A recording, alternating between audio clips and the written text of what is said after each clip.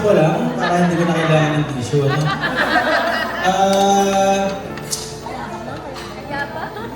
Hindi pa nga nagsasalita mo yan. Nandito ako kasi ako yung pinili ni ating best manager. Hindi, joke lang. Siguro papayag naman tayong lahat na si ate sobrang ganda ngayon. Ha? Siya yung pinakamaganda ngayon. Parang may hihingin to ah. Ha? Parang may gusto ah. Delikado. Pero nung bata pa lang kami, nakita ko na kung gaano siya kaganda. Yung ugali, yung... diba? May ikaw ba gumawa ng speech? Bukod doon, sige, sabi, kilala naman natin lahat si ate, diba? Hindi, bukod doon sa, nandito ako na sa pagiging kapatid niya, nandito rin ako bilang best man. Nung pinakilala sa akin ni ate, si Jello, akala ko, ay, hindi ko masyado binigyan ng pansin. Kasi sa dami ng pinakilala sa akin ni ate. Ilan yan? Hindi ko alam eh, hindi ko na mabilang eh. Ay, hindi, yun na nga. Inisip ko, baka parang ganun lang din. Baka hindi rin kayanin yung ugali ni ate. Pero sa tinagal ng panahon, iba. Hindi lang si ate yung pinakisamahan niya, pinakisamahan niya lahat. Pamilya, kaibigan, minahal niya ng buo kung yung package ni ate. So, hindi ko alam kung alam ba ni Jello yung pinapasok niya.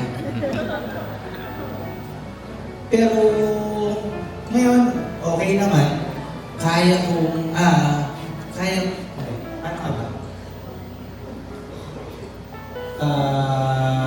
kampante ako na si Jello yung magiging kasama ni ate sa habang buhay. Hanggang doon lang siguro. Cheers!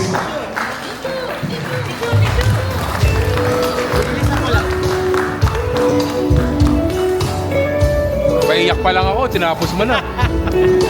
Cheers! Oo nga eh. Ay, thank you. Siguro narinig na silang lahat. Ano ba talaga yung mami ba talaga? Ako pa ang kanyang ate, tita, mama, o rin noon. Sister ko po, yung kapatid. Kapatid ko po yung mami talaga ni Ara. She's in the US right now. But I wrote something for you. And for Ayla as well. They say that family is a matter of blood. But standing here today, looking at Angelo, I know that family is actually a matter of choice. I didn't give you my DNA because I was not the one who gave birth to you, but sharing with you my younger days, my cheers, my tears, and my proudest shouts from the sidelines. I didn't see your first breath, but my hands have been folded in prayers, marveling at the man you were becoming. Being your ate, tita, mama, holding one, wasn't a duty I stumbled into. It was the greatest yes of my life. I still remember my 3-year-old boy at the back of that owner-type Jeep, wherein you clung to me so tight when you saw Jollibee at the first time. Diba? Ayaw mong bumitaw. You are my ano, my sweet boy, my panganay. Angelo, I have watched you grow with a heart that is kind, a mind that is sharp, and a spirit that is resilient.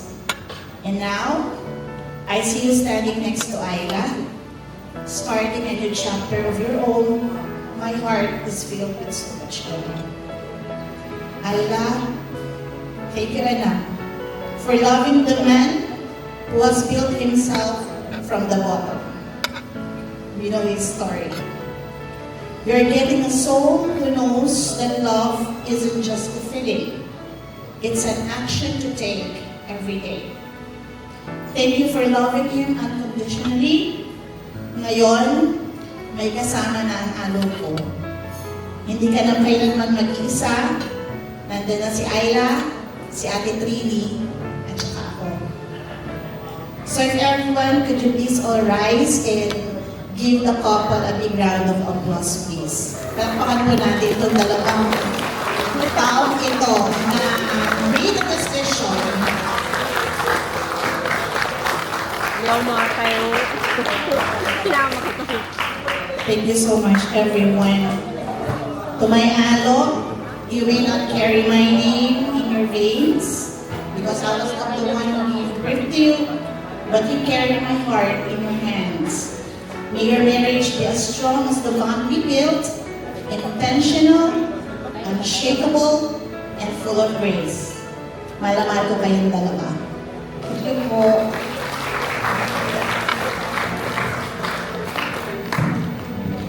Thank you so much po to Jello's all-in-one, Tita Ate Ma. Congratulations din po for this milestone.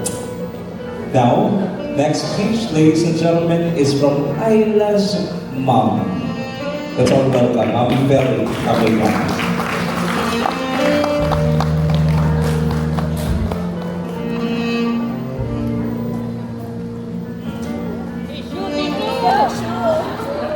Magandang gabi. Muli, papasalamat po ako sa inyong lahat sa pagdalo nyo sa wedding ni Ayla. Jen. Papasa po ako. Si Vilma. Si Ayla, bata pa lang malakas na loob niya. Hindi siya mahiyain.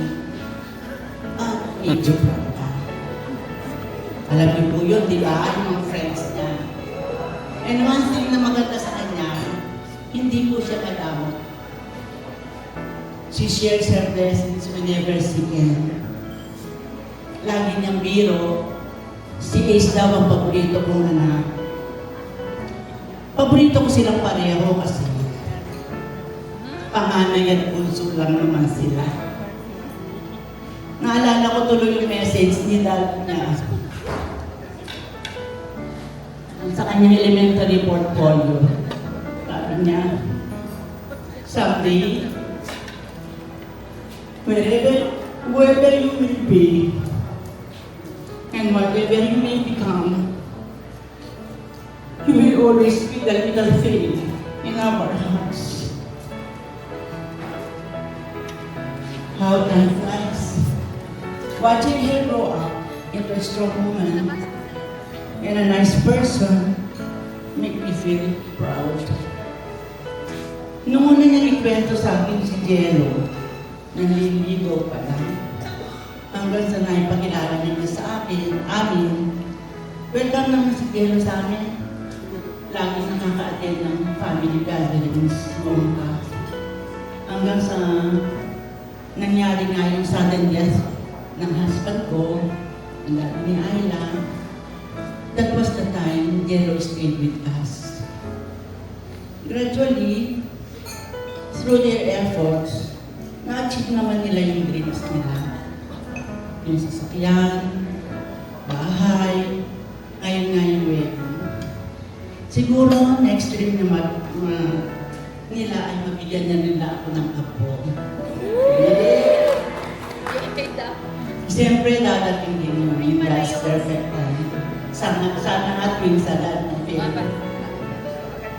To Jello, I'm happy to officially welcome you as my son-in-law.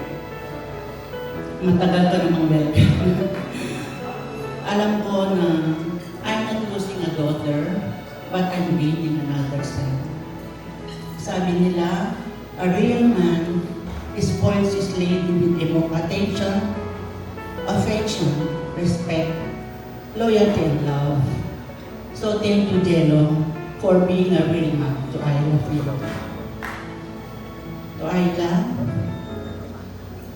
One of the greatest blessings every motherhood wants to have is seeing her daughter get married. There is a saying that you don't marry someone you cannot live with, but you marry a person you cannot live without. Siyempre si Jerry. Marriage may change your name, but you will always be my daughter, and I will always be here for you.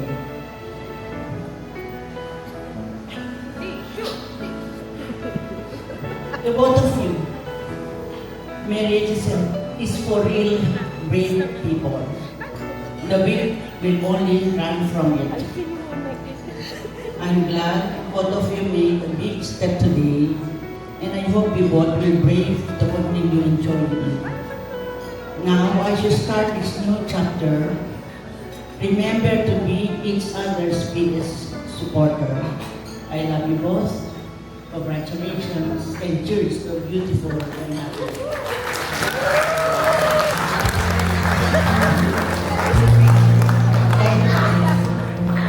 Thank you po. Dream come true pala. No? Congrats po, Tita. And may excited magkaroon ng mga apo. Diba? You understand? Now, we have one more final speech, everybody. Of course, aside from our viewers, marinig din po natin sila mamaya. But for now, our main honor. Hello. Good evening, everyone. Ako si Lindsay Brando. Brando. Good evening, everyone. For those of you who do not know me, I'm Lily. Ida's mutual honor. And her schoolmate, housemate, and our sister. I have wrote this speech today, not just for her wedding, but as a letter and a testament to how wonderful a person Ida is. How she became a sister not in blood, but a sister but in love, friendship, and trust. I believe that there are some people in this world who feel like they were gifted to you, placed in your life for a reason, and Ida is that person for me. Our lives have changed over the years, grown in different directions. They don't look the same as before when we were in college, and that's okay. But never change this Ida. Her loyalty, her love, and no matter how busy life gets, I never doubted where I stand with her because she loved deeply and consistently. She showed us what love is, not just romantically, but how you love your family and friends. Kita naman po sa bisita na. We had our moments, tons of it, but one that stood out was during our greatest grief, which is losing a parent. I know Tito is proud of you. Watching you start your first job, experiencing loss of loved ones, and fast forward to now, I am so proud of the woman you've become. Every rant, every agreement, every heartbreak, and every loss you experienced since then became music of who you are now, and how you stood above it all, strong, resilient, and yet still loving. I know most people will think that you are tough, most of all stubborn, which is true. Despite that external strongness that you show people is a person in need of love and care. Not everyone can be that strongest soldier every day. The moment you met that Jazz, tapos ka na naman kay that Jazz, I know siya. The shift was visible. You're being taken care of, and you see that. He's your peace. You are each other's peace. Two whole people. Because I don't really know what being individually strong for the longest time has found each other where they can be vulnerable and weak. A safe space, a hope to each other. I saw how you both struggled in a lot of things, in a lot of ways over the years. And then you overcame everything, still together, loving each other more and more. I'm glad that you met the person who will love you so much, and I know you will give the world for you.